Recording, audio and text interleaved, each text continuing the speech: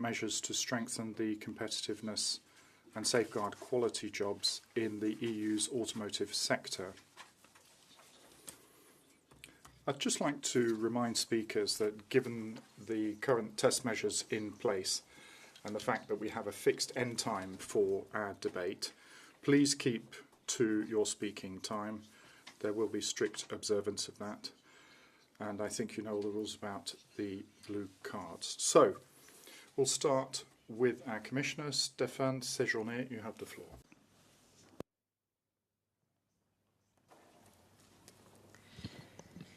Merci, Madame Thank you, Madam President. Honourable members of the European Parliament, the European automotive sector is in mortal danger.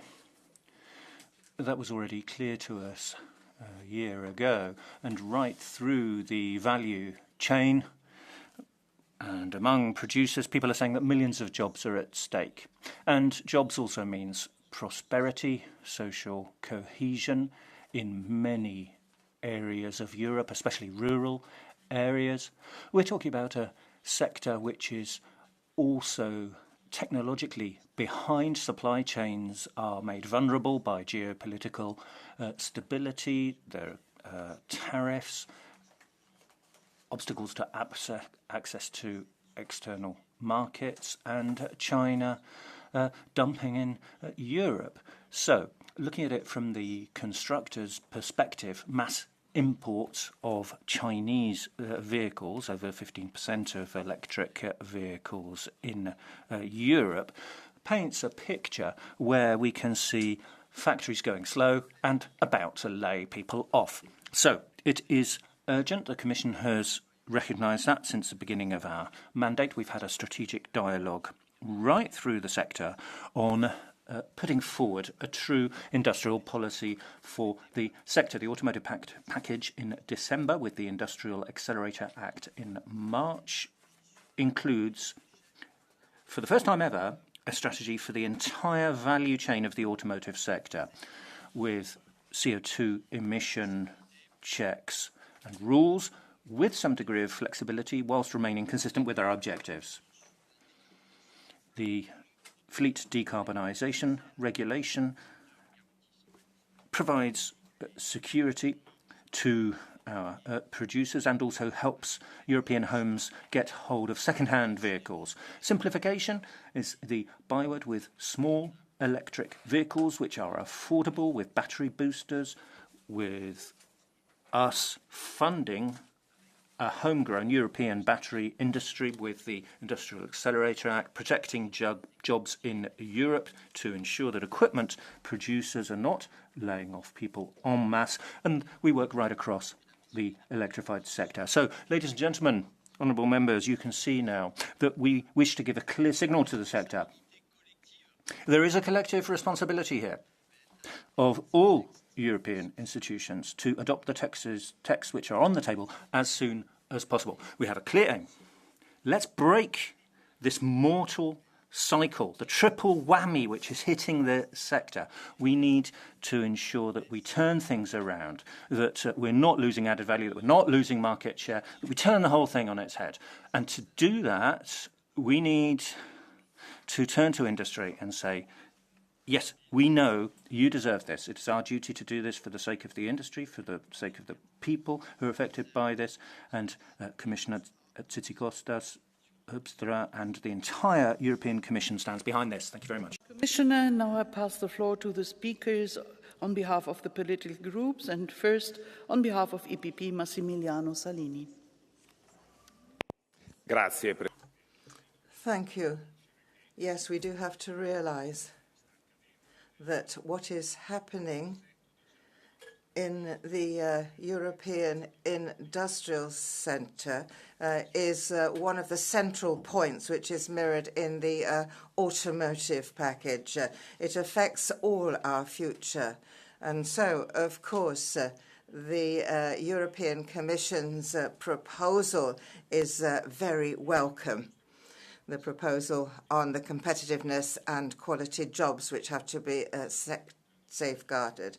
So billions of euros have been invested in these new challenges in order to ensure that our automotive industry can continue to manufacture viable vehicles. And what we have seen is during 26 a lot of other vehicles coming into our market, and it's going to go up to 64%. So this is very useful. Why? Because it is safeguarding the right conditions. We want to ensure that you have economic access for consumers. You want to ensure that you have a proper system of recharging. And this means that we have to have full European investment taking account of the dynamism of the market. And the alternative would be to reduce European manufacturing. And loans and credits perhaps then would be going into the external manufacturing car industries in their own countries, and something we can't accept. So we need to ensure that we bring the market up to scratch. It's one of our major technical sectors. It's technologically neutral and it's highly complex. Thank you. The next speaker is Mohammed Shahim on behalf of S&T. Thank you very much, President. I'm a bit afraid that every 6 months we're going to be having a debate on the future of the automobile industry. I hope that's not the case, that plants are going to close and manufacturers are going to move outside the EU. We've spent too long laughing at electric cars, and suddenly we realise we made a mistake. It's not that electric cars are things for a circus, because we're going to have to sort this out. You can stand outside these shops now in a long queue waiting to buy things in Brussels and elsewhere. We can see that there's a reduction in the demand for the internal combustion engine run cars. Now we're looking at an increase in the electric sector, but also the second-hand electric car sector. There's a trend there. Now, we know that people want to stick to the old technologies because the rest of the world is moving to electric cars. Ethiopia is banning ICE motors, Laos as well, and Southeast Asia. There's a massive shift to electric cars, and we expect that 2035, half of the cars sold in the world would be electric. So it's not a question of when we're going to make the switch, it's where we're going to build these plants and where we're going to have those jobs. Is it here or China? Klára Dostálová on behalf of PFE. Děkuji za slovo. Thanks very much for the floor. Dear colleagues, it's excellent that the European Commission in its action plan finally admits what the car industry has been saying for many years now. High energy costs, growing manufacturing costs, disrupted supplier chains, stronger competition from third countries, all of that is a threat to one of the most important industrial segments in Europe. Unfortunately, the correct diagnosis does not mean the correct treatment. The Commission speaks of competitiveness, but it preserves a regulatory framework which systematically weakens this industry. It speaks of simplification, but creates more and more hurdles. It speaks of innovation, but prescribes more and more which technologies to use instead of letting innovation have a free rein. European car manufacturers don't need more strategic documents. They need cheaper energy, predictable rules, less bureaucracy, and a truly technologically neutral environment to work in. If European manufacturers manufacture for much more than their competition in China or in the US, the quality of our engineers or our experience will mean nothing. The important thing will be the costs. Dear Commission, please don't waste time on further plans. Start working on the hurdles that you've yourself created for the European industry. Thank you on behalf of everyone. The next speaker is Elena Donatsan on behalf of ECR. Grazie, Presidente. Thank you, President. Good morning, Commissioner. Thank you for being so clear. Thank you for being so firm and analytical. When it comes to what we should do about all this, though, I fear that we disagree. In 2024, we held a debate on the automotive sector here in this House. Very little has changed in the Commission's approach now, but the market has seen a significant decline. China has invaded. We've seen job losses. We've lost over 200,000 jobs already. Volkswagen has stated that there'll be a further 100,000 layoffs. These are very often men who are breadwinners. We're seeing factories shutting down and the entire sector which is servicing this supply chain shutting down. And we've seen this work to reduce the environmental impact, and nonetheless we're not seeing any kind of strategic approach. People want to go electric. People want to make the change. The demand is there. We want to see technological neutrality for fuel too. We shouldn't be penalising a sector such as heavy goods vehicles where they end up using a battery which is made in China. The speaker on behalf of Renew is Sigrid Fries. Morning. Let's start with some good news. June was an all-time high for electric car sales in the EU. We are setting records as we speak. Across Europe, more and more people are choosing electric cars. They're getting better, cheaper, and more accessible. At the same time, let's be honest, high fossil fuel prices make the shift even more attractive. If we don't prioritize producing the electric vehicles for the European citizens, China seems more than ready to.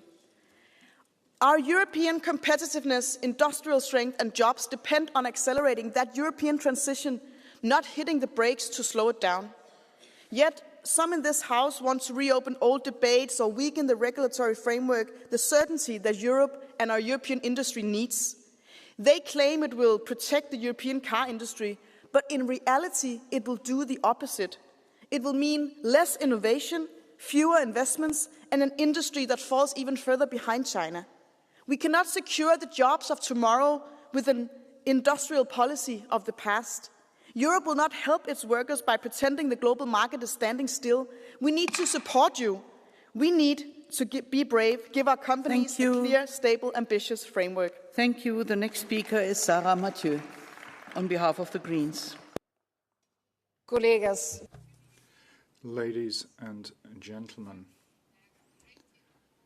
can you look people from Volkswagen in the eye today and assure them that the future of their jobs is based on petrol and diesel?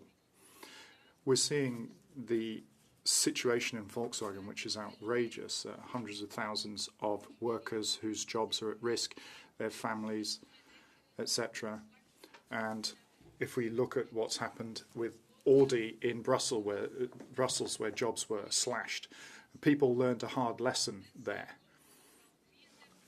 We're seeing people, for example, a couple who've been working for 33 years there. How are they meant to take on board this news, a letter in the post, not even able to go and pick up the stuff from their offices? Well, if the CEO of Volkswagen had spent more time looking at electric competition with China rather than trying to install cheat devices, then people would still have their jobs. Let us not repeat that mistake. Thank you. Der nächste Redner. The next speaker for the left group is Martin Schirdewan. Vielen Dank, Frau Präsidentin. Thank you very much, Madam and Commissioner. Well, the employees in this industry would certainly not be happy if they were continuing to work for dividends which were passed out to shareholders and for CEOs getting huge salaries. We're seeing closures right over Germany and 10 million euros plus going into others' pockets. The automotive industry is facing major challenges: international competition, digitalisation, But the incentive to say that management is just increasing this crisis is certainly something we have to bear in mind when we're looking at how much is going into producing weapons for the defense industry. What we're seeing are cuts which are on the backs of the employees, the workers, and we really should be looking at the long term, guaranteeing jobs with proper working time and proper collective bargaining agreements. Milan Urek next. Kolegovia, je mi jasné, že zelení Thank you very much. I think a lot of people just want to ban all vehicles, but in reality we can see that today a family can't really survive without a car. And thanks to your measures, these vehicles are getting more and more expensive. Volkswagen has announced that 100,000 jobs are going to be slashed.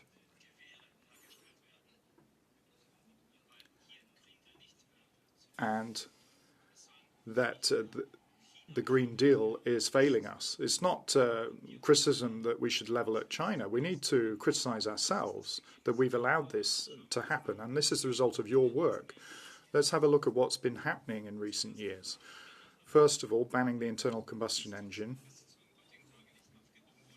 a ban which hasn't been removed to date, and then the Euro 7 standards, in technical terms, are very difficult to produce. Experts have said that.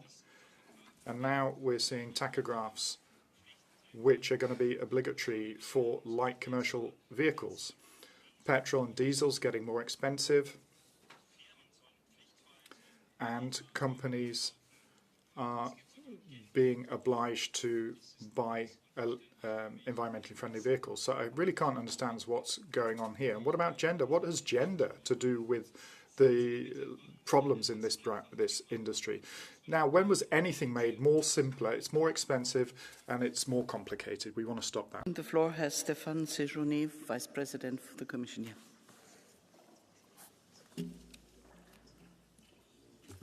Merci, Madame la Présidente.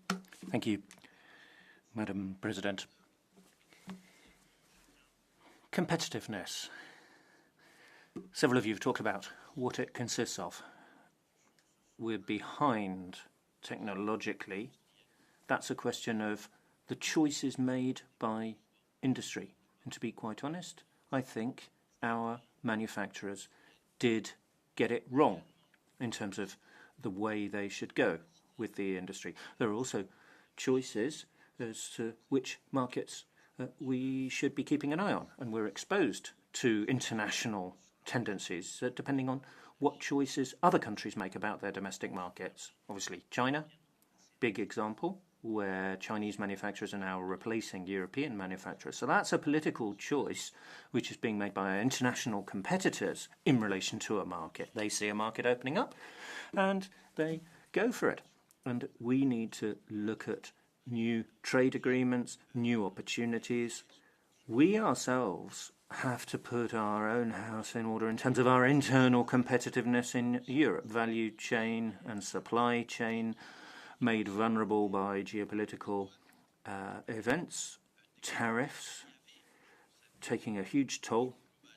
There was a concept of global production that included a supply chain that's very complex and global in order to supply at the local level, and that's all gone horribly wrong now as protectionism is back, tariffs are back, and that whole economic model that our manufacturers had is therefore suffering the consequences. We're also suffering from a loss of domestic competitiveness in Europe, energy prices, that I'm sure you've had a lot of debates on here in this European Parliament, complex EU rules, and hence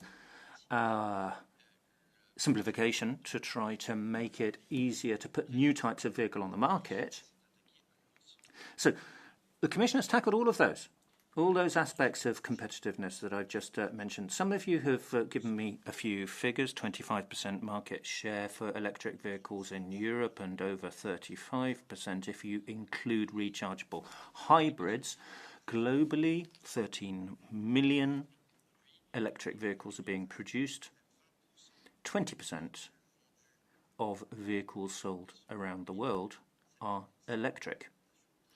And there's an upward trend, significant upward trend in the last quarter, 40% of supplementary sales of electric vehicles in Europe. Why is this happening? Well, firstly, because the market allows for this. It allows for the sale of such types of vehicle. We're talking about saving 80 euros saved for a month of fuel and 1,000 euros saved over a month working as a taxi driver in a European capital. If you switch to electric, that's what you're saving. So we can go out and say that too. Look, the vehicles are coming onto the market, 200 or so new vehicle types going to go on sale this year. They're a lot cheaper. And they will also benefit from European reforms regarding the simplification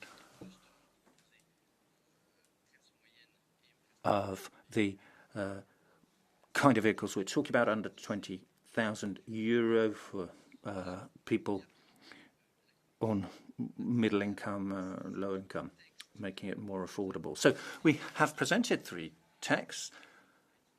I believe they tackle all the aspects of competitiveness under discussion here today. We have a very clear message. We need to move rapidly with adoption of these texts.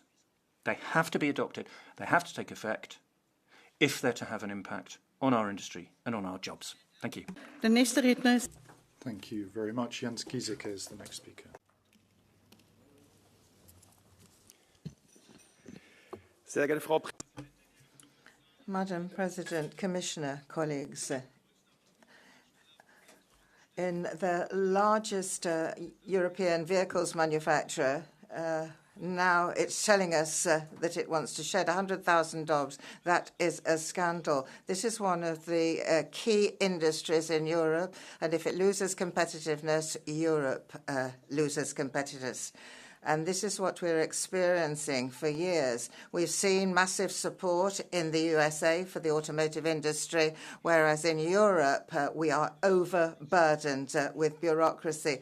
Only by an economically strong industry can we keep jobs in our regions. We need to dismantle bureaucracy, speed up procedures, and ensure that we extend the manufacturing infrastructure. And only in this way we'll be able to guarantee the future of our industry. We don't want to continue making manufacturers suffer from excess red tape. We want to ensure that we have proper jobs and a proper industry. We want to ensure there is confidence in the industry, and this means if we have confidence, we can strengthen Europe. We want to have better mobility, but with European vehicles, European innovation, and European jobs. I appeal to all those involved to listen to these words because we want to bring the European automotive industry back at the helm of the world, and we want to support it as one of our major industries. There's a blue card from Piotr Müller. Do you accept it? Szanowny panie pośle. Poczekam. Let me wait until you put the headsets on.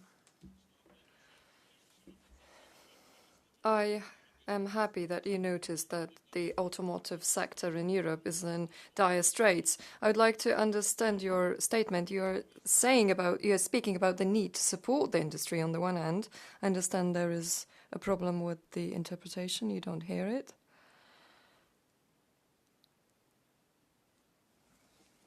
Is not mine as well. It's okay now?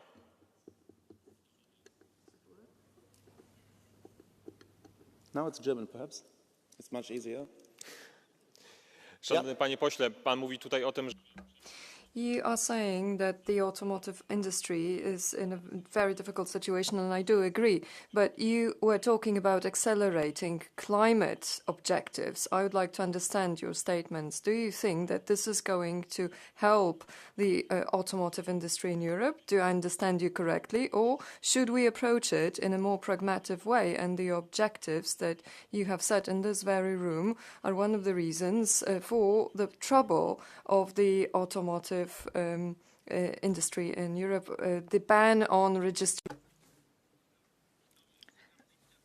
Obviously, you have misunderstood me because I didn't talk about speeding up climate measures.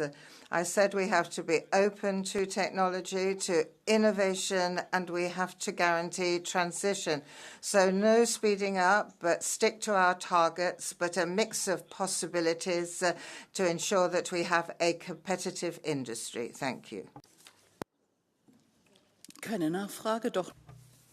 No supplementary question, or do you want a supplementary question? No. Okay. Next speaker is Gabriele Bischoff. Danke, Frau. Thank you, Madam President.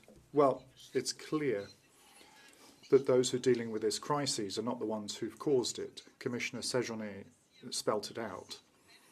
We're looking at massive management failures that we can't cover up, and at the same time, a lack of our ability to innovate.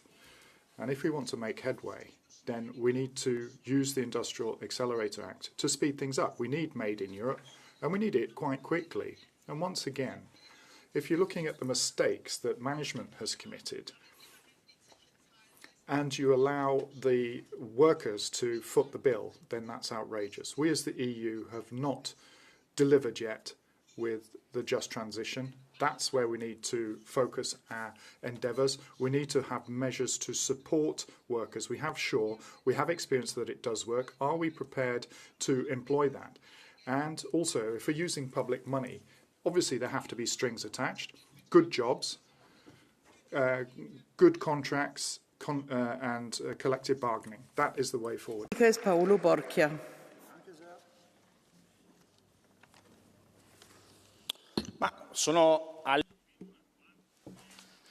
Well, in this room, I'm rather struck by the fact that nobody seems to be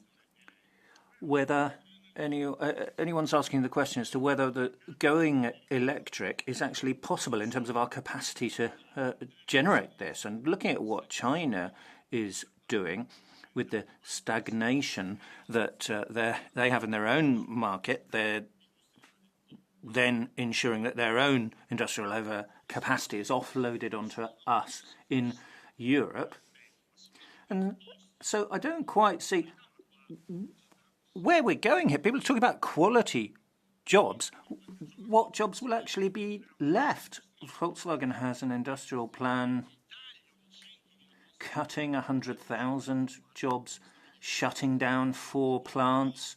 So we seem to have got to a point where I'm wondering whether anyone really thinks this is a price worth paying. Doesn't anyone feel responsible for this? The next speaker is Müller. Szanowni Państwo, Ladies and gentlemen, the automotive sector is key for the whole of Europe. We know very well what the supply chains look like, how many member states are involved in the industry and are making money on it. I'm amazed in this room today when I'm listening to the debate because I feel that nothing can be done. You think, for example, that the climate objectives by 2040, minus 90%, this is going to help the automotive industry, that the ban on registering internal combustion engines is going to assist our industry. The fact that we have energy prices that are twice as expensive as in China or in the US, is this going to help? I think that many people in this room think that everything is okay, and you're going to be talking about state aid for establishments, but I think you should be talking about doing away with the ETS, the ban on registering internal combustion engines after 2035. This is what you should be doing, because otherwise it will collapse. Frau Präsidentin, Monsieur le Commissaire. Madam Commissioner, colleagues, 100,000 jobs in the automotive sector, from manufacturers to suppliers. This is something we cannot accept in Europe. And what we need, therefore, is to ensure that the current rules, that is, bringing an end to internal combustion engines by 2030, need to be strengthened. Electric vehicles are not coming into the market as quickly as we had expected, and we need to have a market eventually of 100%. We need to be more flexible because the rules that we have now are strangling the automotive industry. That's why we need flexibility. Not all proposals put forward by the Commission are devoted to this target, friends, but I do think that during the time that we have to discuss this in Parliament, we can continue to work on this and improve elements of the Commission's proposal. We really need to ensure that we can have a good impact on the decarbonisation of Europe.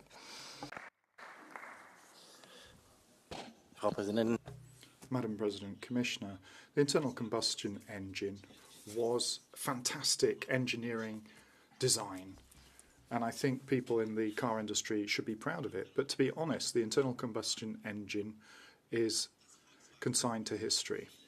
That Volkswagen, Bosch and many others are slashing jobs is because we haven't been quick enough in our transition to mobility. Since 2017, the turnover and money coming in for ICEs has gone down by 20%. And now if you're seeing more electric cars are being sold than ICE. So if you want to stick to the ICE, that's going to destroy jobs in the end. Cars of the future are electric, they're digital, they're affordable, and either we're going to build them or they're going to be built in China and we're going to be closing plants.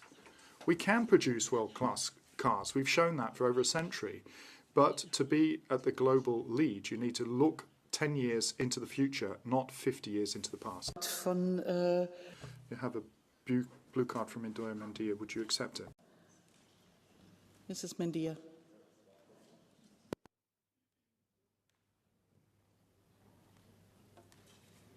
Sitz 625. Thank you. Quería compartir con usted.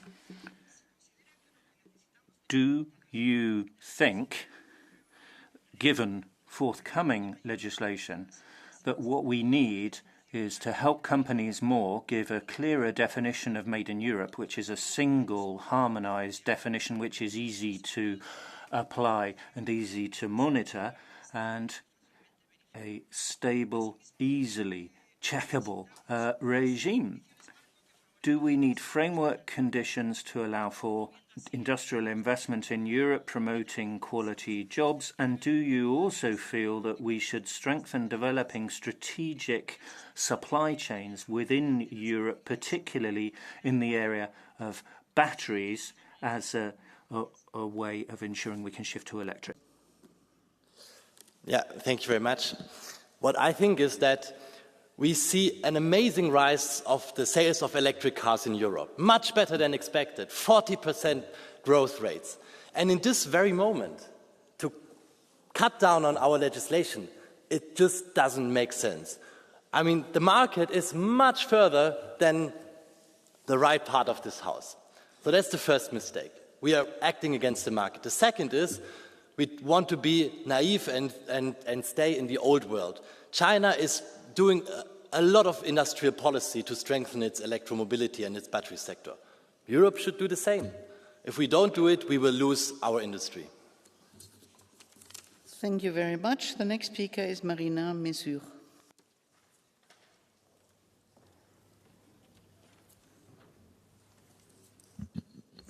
$50,000. 50,000 jobs destroyed in the automotive sector in France since 2017. Thousands more tomorrow if we fail to act. It's an earthquake for the industry, and the longer we take to react, the bigger the bill for the whole of society. The whole of society, because the right and the far right are ignoring climate change, heat waves. Going electric is a non-negotiable now. 30% of our emissions come directly from transport, so we need mass investment, not to feed into speculation. Public monies should help workers transform industry, not just be going into the pockets of shareholders. So if we're to have a true Made in Europe for the automotive sector, we can then be in charge of our own batteries and our own vehicles. These proposals in terms of helping people purchase affordable electric vehicles for all citizens. This doesn't go far enough. We need to protect our industry. Pass the floor, Mr. Schnurbusch. 1 second, the Commissioner asked for the floor and he has the right to intervene. Please. Merci, Madame la Présidente. Peut-être un mot. Thank you, Madam President. I just wanted to say that the aim here is to stem the flow and resituate our industry in the sector of the future with innovation, with competitiveness on the global stage. On the Commission proposals, we proposed that we should define a European vehicle so that there can be positive discrimination. If European public money is involved, in the context of public procurement, in the context of purchase subsidies, there should be a European preference for purchasing. It should benefit the consumer to make that choice to buy European. What you're all saying to me here today in this House is that if people pay money in taxes, that money should go first and foremost to creating demand in Europe for particular market segments, including the vehicles under discussion. And that's what we've done with this proposal. 70% European components in an electrical vehicle, excluding the battery, 50% in the electric propulsion sector, and 50% European components in terms of the electronics in it. That's what's on the table. That's what you have to debate, and this is part of the solution to what you've been calling for. It's not the whole solution, but one final point. It's really vital for this text to get through as soon as possible. It's urgent. It's an urgent situation, so the industrial accelerator is urgent to the automotive sector. Much, Commissioner. Now I pass the floor to Volker Schnurbusch. Bitte schön, Herr Schnurbusch. Over to you, Mr. Schnurbusch. Thank you very much, Madam Commissioner. Ladies and gentlemen, the Commission is concerned about the competitiveness of our automotive industry and the securing of jobs. Are they serious? What they've done is made sure that our companies are in the deepest crisis they've been since anyone can remember.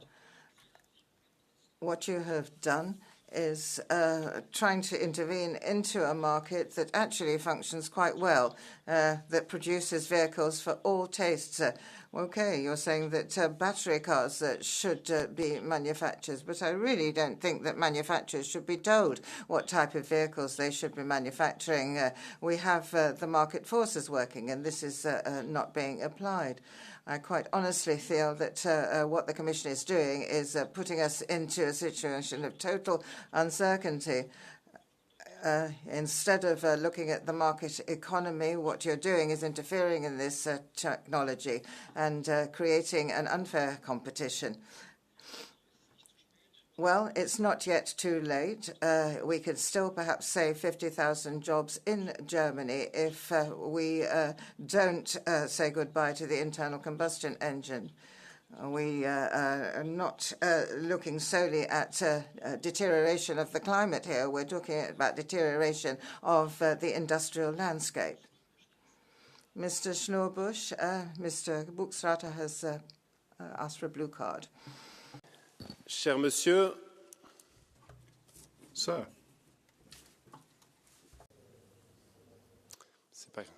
Vous entendez? Can you hear? You're talking about market economy, but don't you think that it's the market economy that is actually telling us the electric car sector's winning? Because, you know, you're denying the actual way that the market works. You're saying energy is more expensive, and you're defending spending money on that expensive energy rather than having energy that's cheaper through electricity. So there's a paradox there that I think is impossible to justify, really. Thank you very much for that question. I shall reply in German. Of course, the market is also a market for electric vehicles. We have never denied the fact that there should be electric vehicles, and we've never rejected the fact that there should be more types of vehicle available. When we are looking at what's going in certain areas, it's going very well. And we are actually looking at issues of high subsidies as well. And this is not a market economy when we're looking at our competitors. Eric Kaliniak is the next speaker. Už hodinu tu rečníme o urgentných opatreniach. Well, we've been speaking now for an hour about measures to deal with the automotive industry, which has always been a flagship industry for Europe. Stellantis has closed plants in various places, including Eisenach. Audi has closed its plants in Brussels, and Volkswagen, for the first time in its history, is talking about closing 4 plants and cutting 100,000 jobs. That's the result of European manufacturing losing its competitiveness. And that's why we're paying twice as much here for our energy as in the US. That's the ideological pressure that's being exerted through the green transition.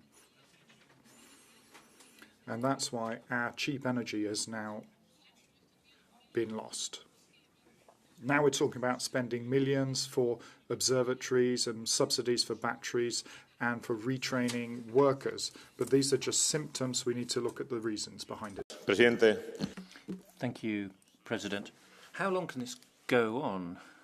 How long are we going to sit back, resigned to decline, and let the European industry die a quiet death? This is the fruit of years of mistakes which have been made, including political mistakes, putting impossible obligations in place, unaffordable restrictions, red tape, a whole raft of unacceptable measures.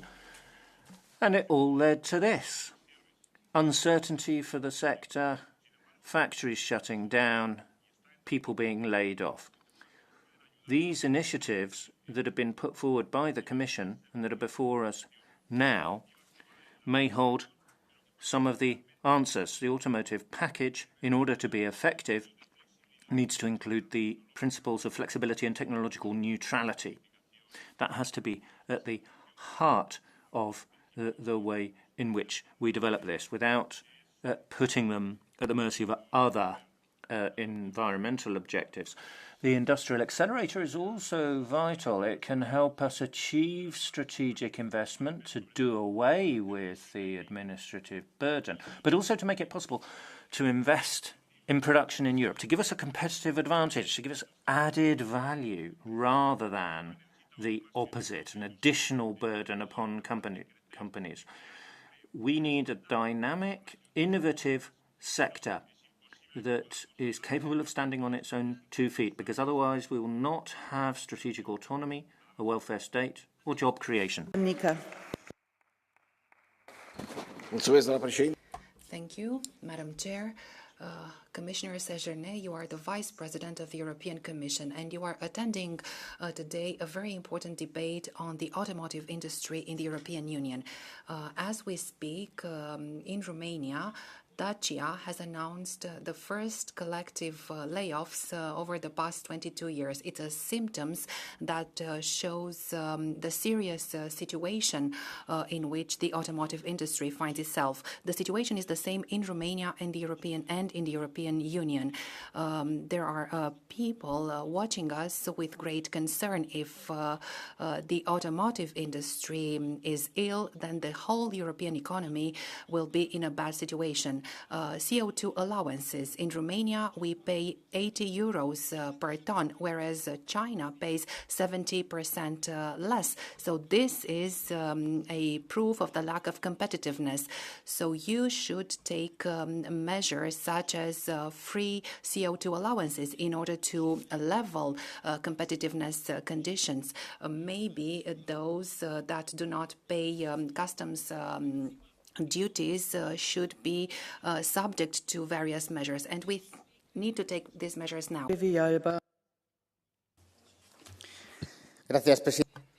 Thank you, President. I've been talking about these ruinous policies in Europe in the automotive industry for 7 years already. We are seeing these expressions relating to decarbonisation, climate change, and every month in Strasbourg we talk about the automotive sector, and every month the chains of production are suffering in Europe.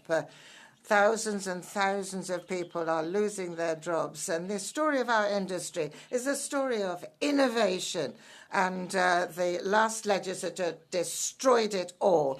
We used to have a situation where the automotive industry dominated our industry. We produced we see more than 90% of batteries produced in China and transferring them to Morocco, and then we're taking them here. This is what here, and you are you are to be blamed for this, for the cuts in jobs, for the closure of plants. And you have to realize that you are responsible. Chers collègues, nous pouvons... Dear colleagues, we can say bravo, well done to Stéphane Séjourné's group and Edouard Philippe's governments, because that decision to go all electric and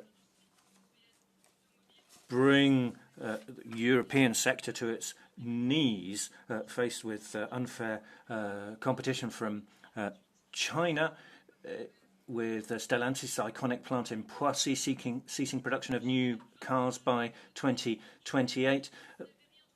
China was 20 years ahead in the field of electric vehicles, but Brussels could think of nothing better than to roll out the red carpet for it by dogmatically opposing an end to internal combustion engines, a policy now being challenged far too timidly. We're not attacking the Green Deal objectives, and we're now becoming even more dependent for batteries and rare earths on the outside world than we ever were previously. In 2019, Europe boasted a 23 billion trade surplus in cars with China. We're now facing a deficit of 6 billion, and some in this House are happy about that.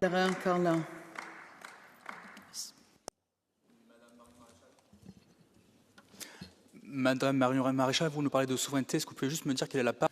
Well, you're talking about sovereignty, but what share of petrol do we produce in France, and what about electricity that we produce in France? Maybe, are we going to be dependent on petrol? Because that would be important to know the answer. Tout à fait central, vous avez raison. Very important point. Politicians such as yourself have been calling for the law, for instance, banning the use of fossil fuels and exploiting any fossil fuel resources on French territory. And we may have significant sources of fossil fuels potentially in France. We can't use them, so we're dependent on the outside world. And the true drama of going all electric, which is what people like you wanted, is that we're just replacing one dependency with another. And it's actually worse. It's a more acute dependency for batteries and rare earths. So it's dogmatic. It's dogmatism and its ideology that's brought us to our knees. It was an additional question? Visiblement, Madame Marion Maréchal ne... Well, it seems she doesn't know the figures, so maybe I can explain to her. The share that we produce of petrol in France is 1%. It's not because of the French law. It's geology. We don't have oil in France. But in France, we do have electricity. More than 100% of electricity of our demand is produced here thanks to the way we produce it. So refusing to move to electricity is refusing to produce a French system. So you say yes to nuclear, but you're against electrification when you vote, which is going to destroy French energy supplies. I'm perfectly acquainted with the figures, thank you, sir. What I was trying to say is that unlike what you're saying, we could be producing more fossil fuels in France, but we've tied our own hands there because of ideology, because of the Greens, with people in the centre, Macronites supporting that. We just can't use it. We can't benefit from it. We've prohibited ourselves from exploiting these resources which are out there. Geologists say they're there, and that goes for gas, in Mayotte, as well as for fossil fuels. So, yes, it's a terrible shame. Thank goodness people like us were defending nuclear all these years, because if the left and the Greens and the centre had it their way, we would never have had that possibility. Telle que la nôtre avec l'industrie à moteur thermique, c'est évidemment dramatique de la... Now I pass the floor to the Commissioner. Merci, je rentrerai pas dans le débat. Je crois. I don't want to get bogged down in a discussion here or hog the floor. Just a few remarks about China's impact on the automotive sector. Catastrophic impact on our own sector. It's not just a German issue. It affects all Europeans, right through the value chain. The German industry is very strong, yes. But there are also the equipment manufacturers and the subcontractors, suppliers right across Europe. Over half of the hybrid rechargeable market in Italy is dominated by China. In Germany, the top beneficiary of public aid in Germany is BYD. So the Chinese constructors have really cornered this market. And what we want to do with the industrial accelerators, do something about that, turn that around, have European preference, have made in Europe, if we're talking about public European money. And now I pass the floor to Andreas Glück.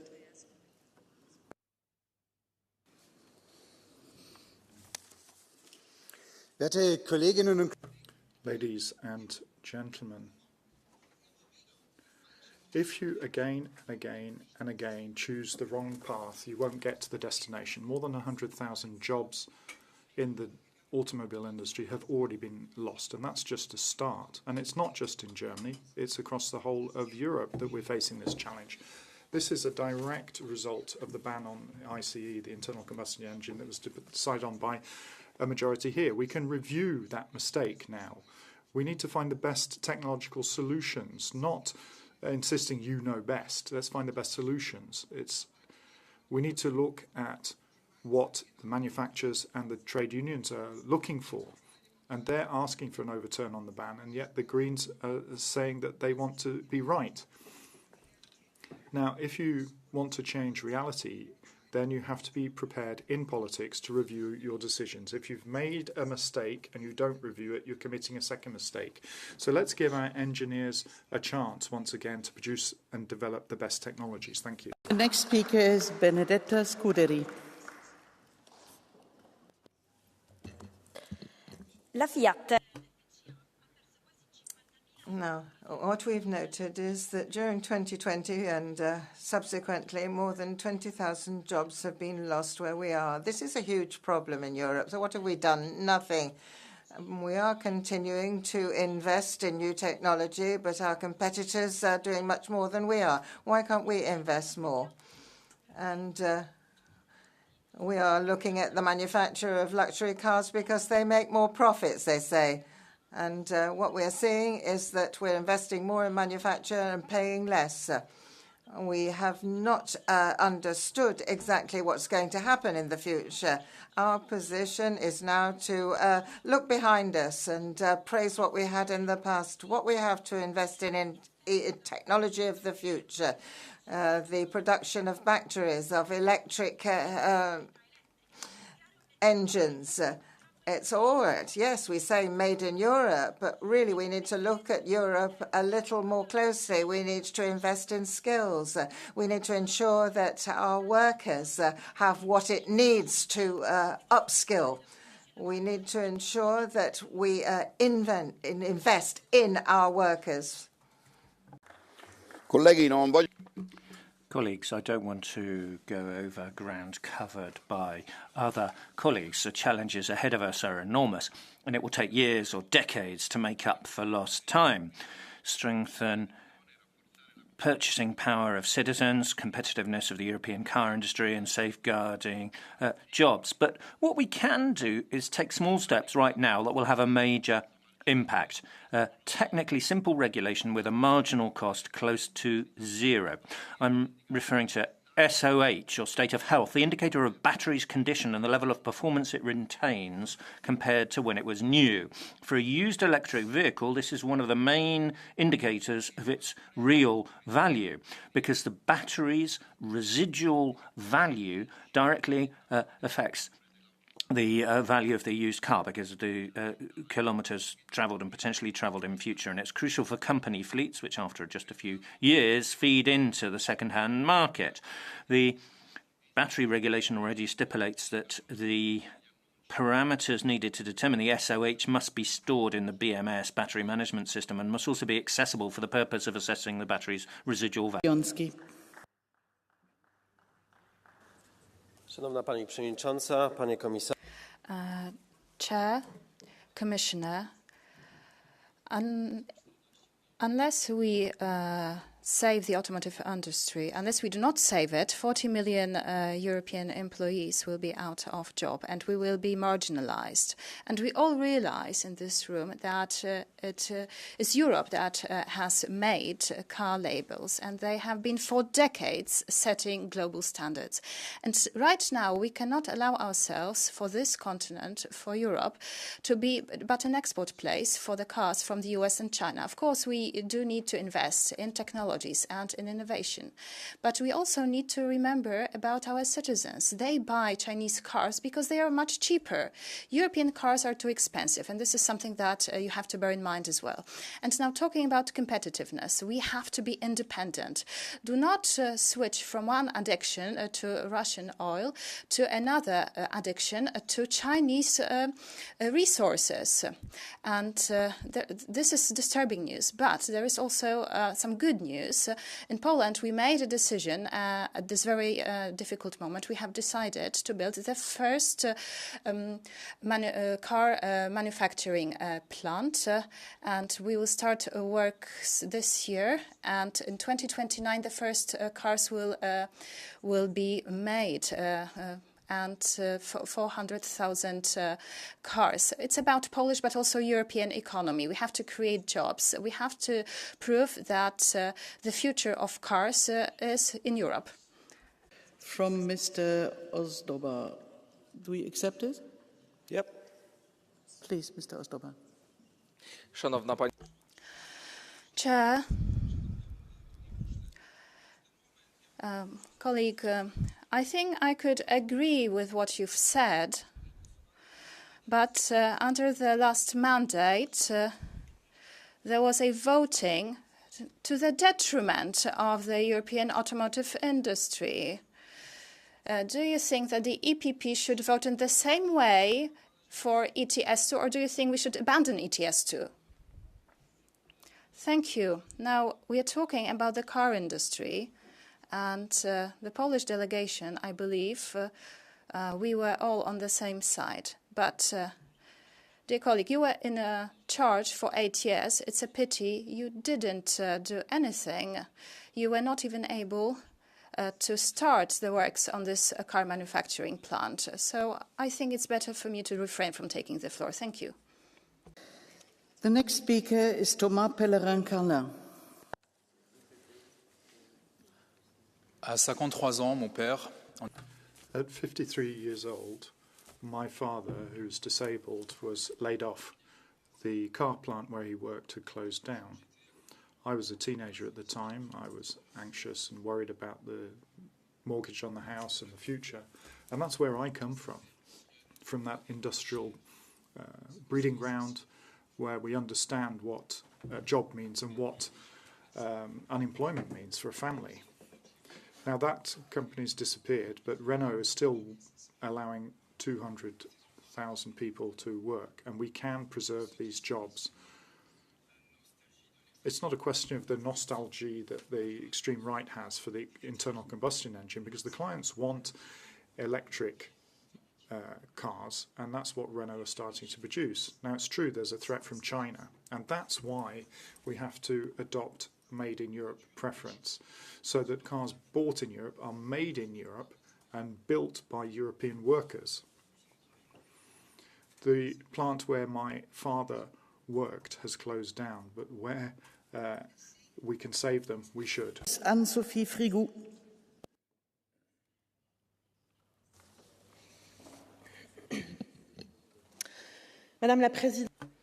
Madam President, the Commission, as a good fireman, has actually set fire to the manufacturing of internal combustion engines. And we're having an umpteenth debate on how we can save the competitiveness of our automotive industry. But what are we talking about?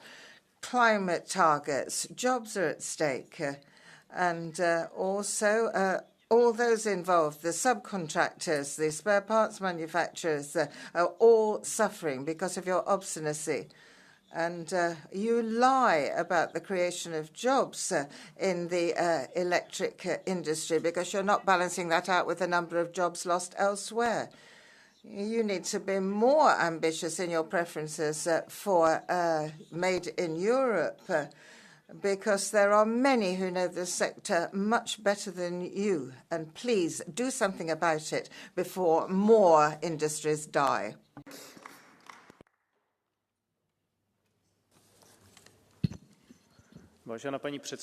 Chair, Commissioner, on the automotive topic, we are coming back to this topic. I'd like to remind you that it was ECR who, as the first one, pushed for a resolution at a time when European automotive industry was under a threat of absurd fines. We were pushing for a speedy revision of legislation with the aim to revoke the ban on sales of combustion engine cars after 2035 and to set a real technological neutrality, so that car manufacturers could harmonize European rules with what their customers want.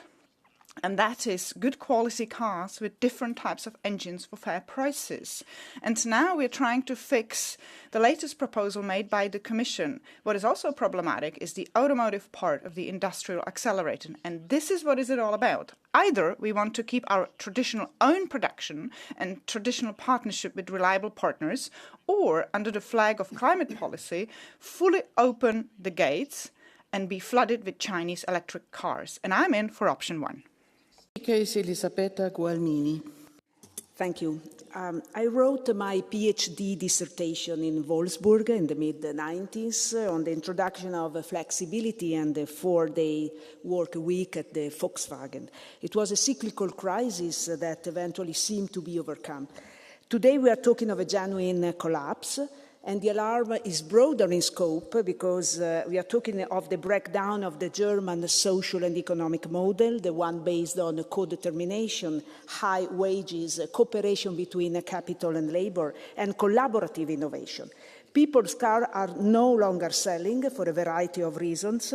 An obsessive push toward electrification without having the necessary infrastructure. How can you fix a goal without the means to reach it? And the shift in lifestyles and so on and so forth. So we have the paradox that Germany invested in China, hoping to compete with China, but now it will be China that will eventually save Germany buying German enterprises. So what now? The crisis cannot fall on the shoulders of the workers. It is up to Europe to find a solution. Thank you. The next speaker is Virginijus Sinkevicius.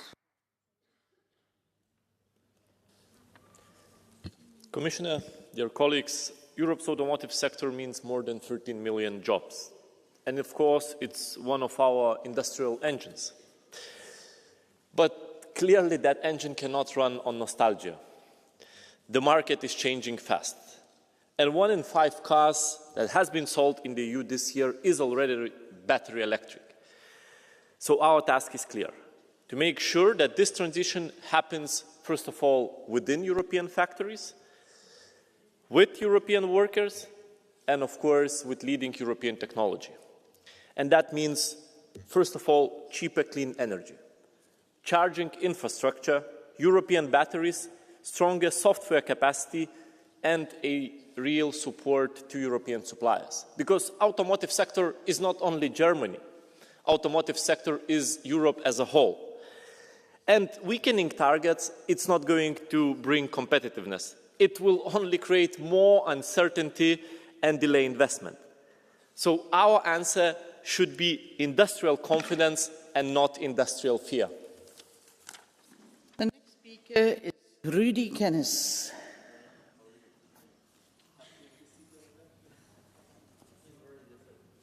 Colleagues, ladies and gentlemen, CEOs are panicking because the EU's automotive industry is disappearing. Where was the panic when thousands of workers were laid off? I'm one of them. In 2010, thousands of colleagues, including myself, lost our jobs because the plant was closed in Antwerp. It's just got worse since then. In Brussels, Lear, Volkswagen in Germany now, and again, China is being told they're responsible. But who is the real person at fault here?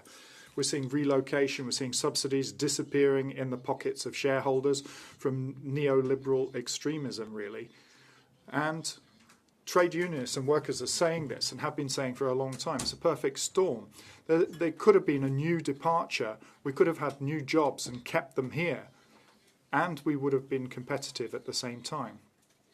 We want to get industry back, all well and good, yes, but what's going to happen to those victims of structural relocation? How are we going to get compensation? We're not going to be able to overcome that. Production has to be back in public hands, a long-term economic plan, and be a feather in the hat of our economy. Let's bring the cars back. Isala Tomacic.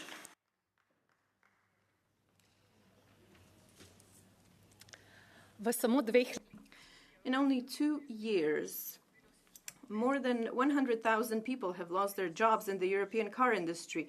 That's about 140 people a day, 140 families every day that have experienced the loss of a job. And we can expect even more people to be laid off in the coming years. Why? Because we chose to impose a single technology and ignore reality. 13,800,000 Europeans depend on the car industry. Last year, different kinds of hybrids outsold purely electric cars by more than 2 to 1. People do want to have the right of choice. They do not want ideology. Meanwhile, China already controls more than 80% of the world's electric vehicle batteries. The rigid approach, electricity only, doesn't just cost us jobs. It costs us industrial sovereignty and gives away our future to others. Of course, we should not be dependent on fossil fuels, but we should not replace one form of dependence with another. The urgent measure we need is technological neutrality. We need to open the door wide to all effective solutions. Let competition and innovation decide. I don't know why some of you are so scared of this. This is the only way to protect quality jobs, preserve world-renowned European engineering, and actually achieve faster decarbonization. Our workers have been the backbone of Europe for generations. Technology freedom should not be flexibility. It should be the standard. Now we have the opportunity to correct the mistakes that have been made and actually save the European industry. Thank you. Christel Schaldemose. Thank you very much. Europas bilindustri står ved en... Europe's car industry is at a crossroads. We could either keep protecting the past or we could invest in the future. For me, that choice is simple. We need to simplify the rules for the European car industry, but without at the same time weakening our green ambitions. If European car producers keep clinging to the past and the technology of the past, we will lose further market share, not only to China and to the US, but also we will also lose jobs in Europe. That's why it's so important that we get more electric cars on the European roads and that we build far more European electric cars. And yes, an electric car might not be the best or the cheapest alternative right now, but that will remain the status quo if we are afraid to invest. We need to create strong jobs, good jobs, and that requires political will and courage, not a changing or a reduction of the Green Pact.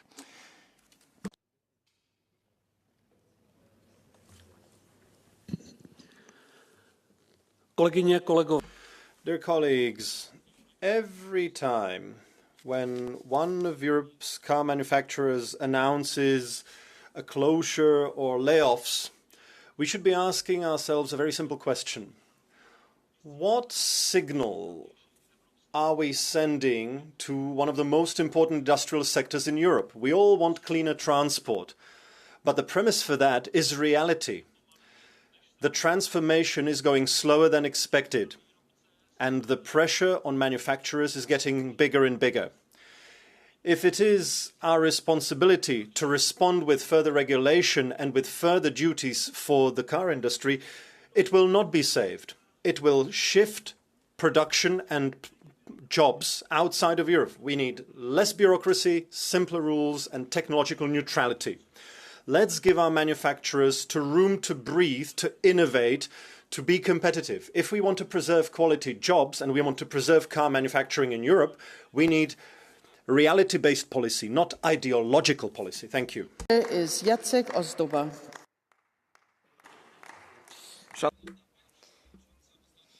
Madam President, it's enough to take a look at two big countries, China and the US, apart from the EU, and soon they will be joined by India and Brazil. What happens if Chinese cars are cheaper? It's because production costs in Europe are higher.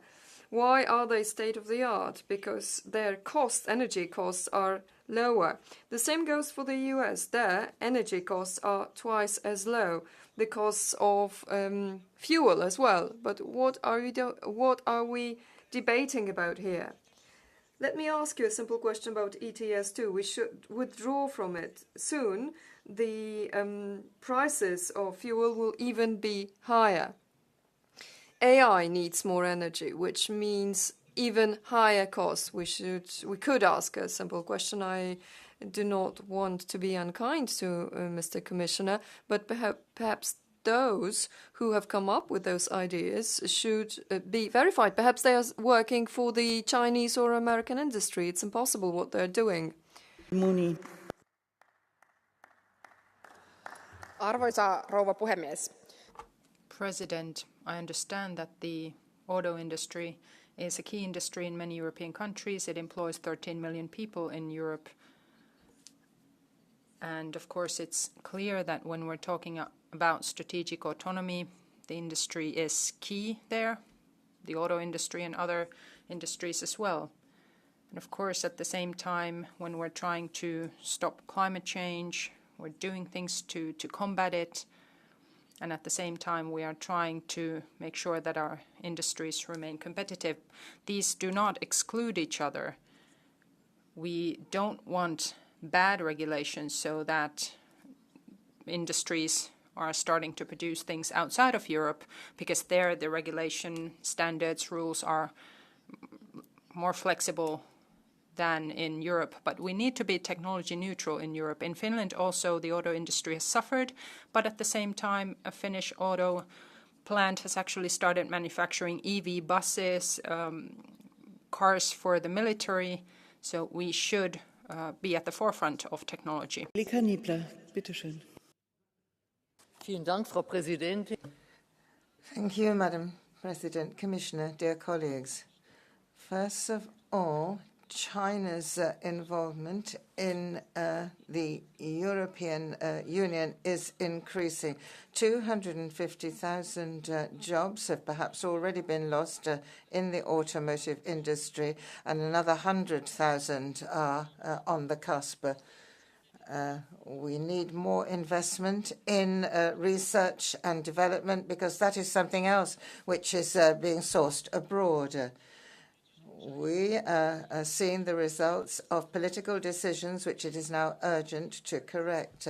First of all, we need to correct the CO2 targets and also be open to all technologies. We need to actually reject the quotas on electrification which we have set, because this is going to encourage, again, a problem. We need to keep the manufacture in Europe. We need to freeze the utility factor. And Of course, we do have to lower energy and electricity costs. We are seeing ourselves in Europe paying twice as much as the Americans are.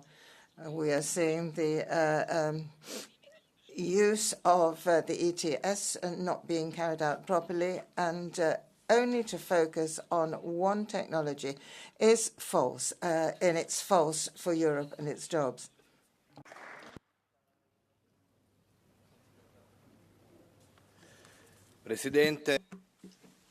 President, Commissioner, this debate comes at a crucial time with the automotive package currently under discussion in the various relevant committees. And there's no doubt that the decisions to be made in the coming months will be decisive for the future of the sector, which is called upon to decarbonise without losing too many jobs along the way. I'm thinking particularly of components that cannot be replicated in the electric vehicle sector. We need to relaunch European manufacturing, which will require public investment too. We've said this in the past, and we've said this again, because rules and sanctions on their own are insufficient to bring about the desired change, particularly in the face of Chinese competition that is heavily subsidized by the state.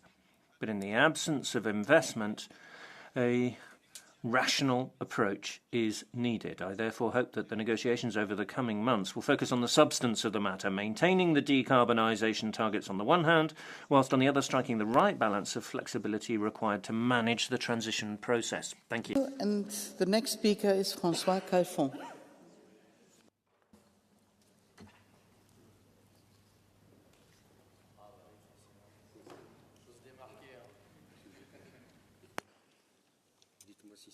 C'est bon. Ouais, on va faire ça. Chers collègues. Ladies and gentlemen, Vice President, European industry is broken down and it's urgent that we do something about it. We've seen 25% drop in turnover, and yet the right would prefer to keep the internal combustion engine while Europe is burning, and China is accelerating.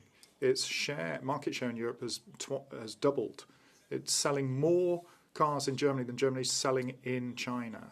To save our jobs, we need to have 35% tariffs, including on hybrids.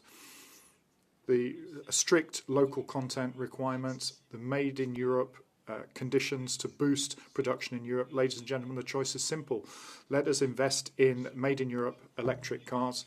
We're looking at 3.5 million workers in the sector in Europe, or we'll just be looking in the rearview mirror. Otherwise, we'll have more unemployment and more pollution. Thank you. There is a blue card from Anne-Sophie Frigou. Do you accept it? Madame Frigou.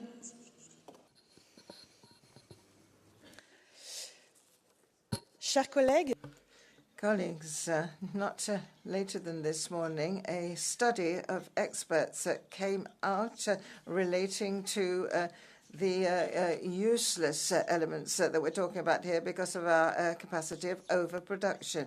We're seeing massive losses of jobs, and this is increasing. I've got a question to put.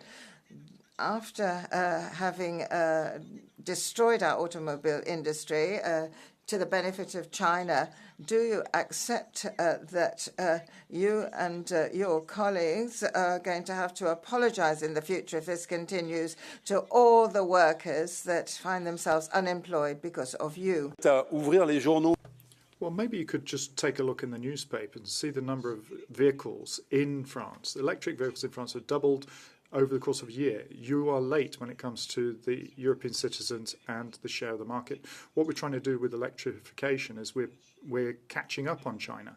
You're the one looking in the rearview mirror, and with your actions, soon we're going to see the entirety of the European automobile industry, which will be crashing.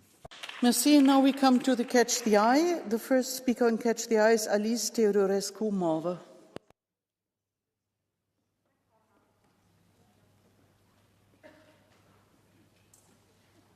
Hello. So.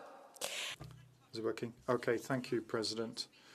Ambitious goals which don't take into account reality to achieve those goals doesn't show leadership. Europe can't afford to have pipe dreams or more castles in the sky. The EU has chosen to do that in the previous legislative period, however. A ban on the internal combustion engine is the clearest example of this, and the green transition as well is ignoring the fundamental issues at stake. Where can we find stable electricity production and infrastructure that we need? Will our location be improved by doing this? No. This is not going to reduce our dependence. It's going to shift our dependence on Russian oil to Chinese raw materials. It's not a green transition. It is geopolitical naivety. And while Europe is saying that we want our own industry, our own jobs and criteria for investment, the rest of the world who are polluting are increasing their emissions. Politics has to take reality as its point of departure. We need technological neutrality, competitiveness, not more symbolic bans. Thank you. Next speaker on the Catch the Eye is Maria Grappini. Mulțumesc, doamna președinte, domnule comisar, ați început. Commissioner. President, Commissioner, you started your intervention by saying that last year our automotive sector was about to die. And it is true, because I think that the Commission started on its way not taking into account the reality. A private manager always takes into account global realities. Globally, we cannot produce the way China does. We have higher costs for energy. And of course, we lack infrastructure, the charging infrastructure in the EU. And let's think about the ordinary citizens, because cars are not luxury objects. They are a necessity for mobility. This is why we must think how we can build an automotive sector that does not lose jobs, one that creates jobs in Europe. And I like your proposals. Yes, I would like to see made in Europe in the value chain of the automotive sector, and let's adapt the program for electric vehicles. Thank you. The next speaker is Lefteris Nikolaou Alvanos. Ομολογήσατε ότι θα γίνουν 600.000 απολύσεις. You're telling us that companies such as Volkswagen are able to compete. But if we look at what China is doing, we're seeing speculation in production. People are talking about making the criteria for climate change measures more flexible. But in the meantime, families are faced with fuel bills. We're seeing mass layoffs, rising poverty, a capitalistic structure that means whenever a crisis comes, it's the workers who must suffer for the sake of capital. We need to save jobs. We need collective bargaining, and we need to respond to current challenges rather than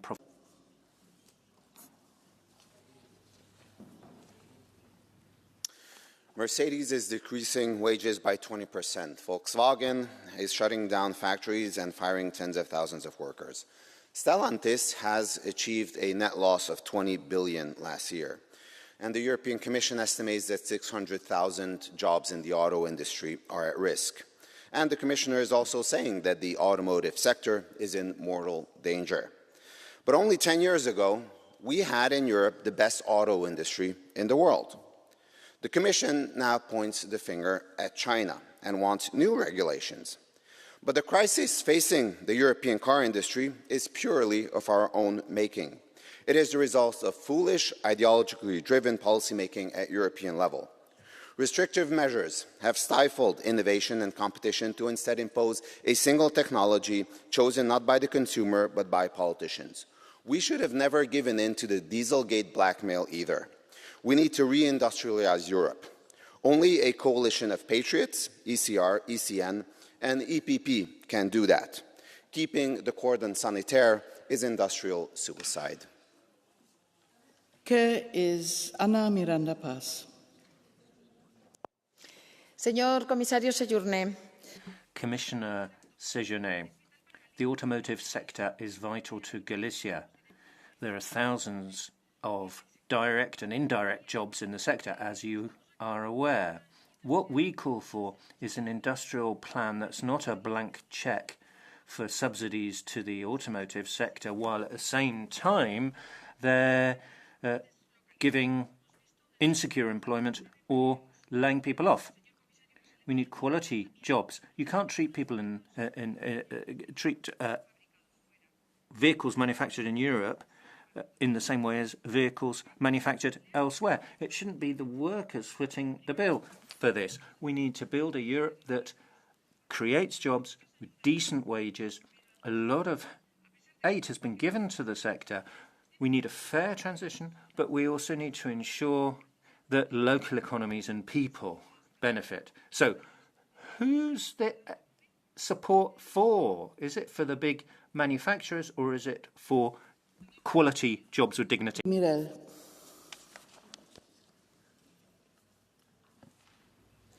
Dankeschön. Thank you very much, Madam President. Yes, what we are talking about here is not a crisis of profits, but a crisis of jobs. 100,000 have been dismantled in the past years, and 100,000 more are in jeopardy. We're seeing Bosch, Mercedes, the German industry, and throughout Europe, we're seeing workers who are fighting for decent jobs and proper wages. What's the reality? The reality is that this crisis is not a sudden shock. It's a crisis that we know has been happening. The last drops have been squeezed out for profit. The only industrial policy of the Commission seems to be to actually extend the arms industry, which is bullshit. Getting out of what you've been getting out of has not helped anybody. This is not helping anybody. Billions of euros have been invested, but no money has gone into decent work and wages. And this is currently the question. Where do you stand? Thank you very much, Chair. Colleagues, do you know when the car industry stopped being competitive? At the same moment when Ursula von der Leyen and her henchmen have come to the top of the Commission. That was the real moment. The Commissioner said, let's stop the deadly cycle, we owe it to our industry, and then he announces that they're preparing new legislation, new regulation, new definition of what is a European car. Ladies and gentlemen, before we define here what a European car is, there will not be a single factory left in Europe.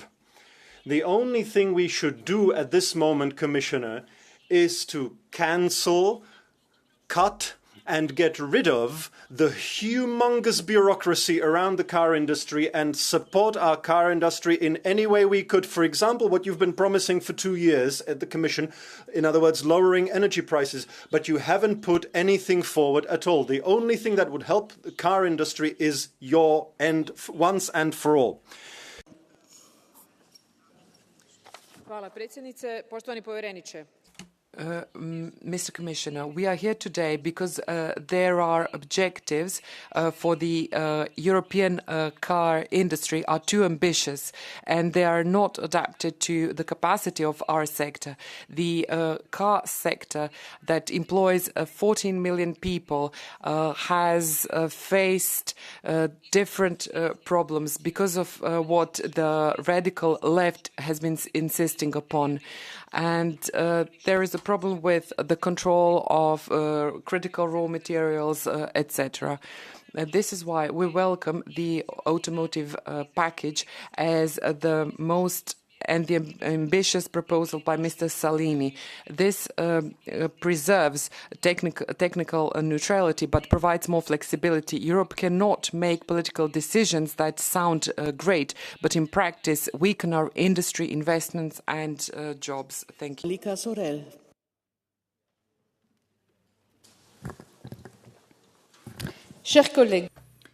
Ladies and gentlemen, Commissioner, there are 3 priorities to preserve quality jobs in European car industry. We need to massively invest in skills. Secondly, we need to relocate high-end value-added value-added sectors like batteries, software, high-end electronics, semiconductors, and recycling. Thirdly, we need to highlight the attractiveness of industrial professions such as work, conditions for work and perspectives for the future, working with universities. But we've seen some ambitious goals for our climate, but do we have the same rigour in looking at the impact these decisions will have on production capacity? No, unfortunately we don't. The twin transitions are creating new opportunities, but they also require huge investments in skills, innovation, and flanking measures for workers. I suggest that in the future, any major new legislative initiatives should be subject to 2 additional impact assessments, one on the industrial competitiveness and the impact on quality jobs in the European Union. Thank you. See, the next speaker is Matej Tonin.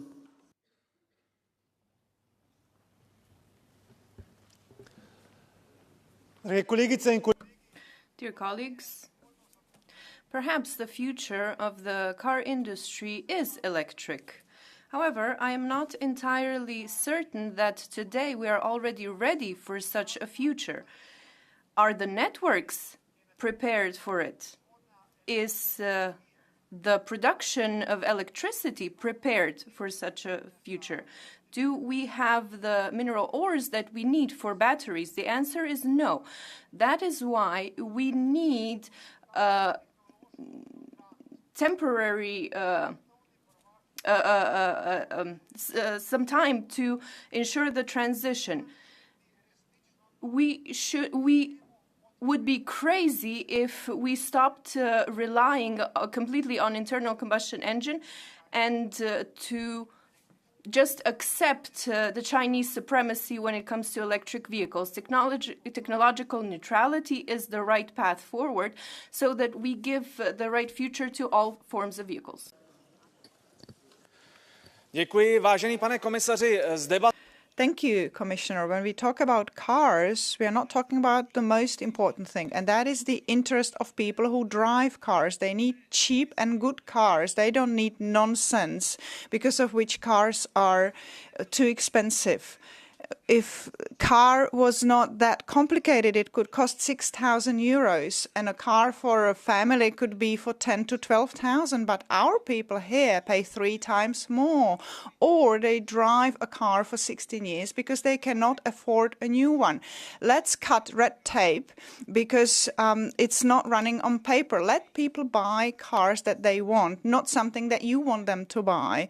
And businesses should not produce based on regulation, but based on the interests of drivers like in the old days. And who cannot produce a good car, they can go bankrupt and leave some space for those who can do it better. Thank you. Speaker under Catch the Eye is Sean Kelly.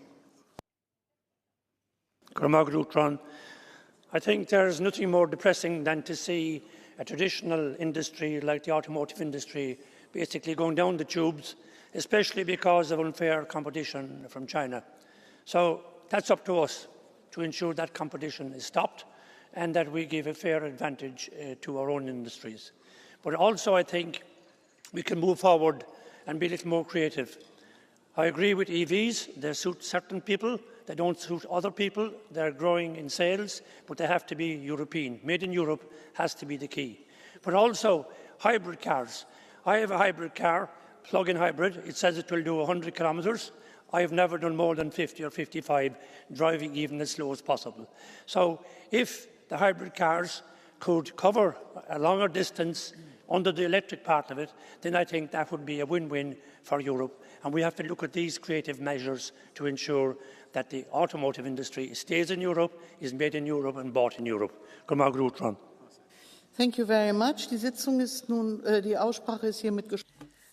Well, the sitting is now suspended, the debate is closed, and we shall resume in a few minutes with the presentation of the programme of the activities of the Irish presidency. Thank you very much.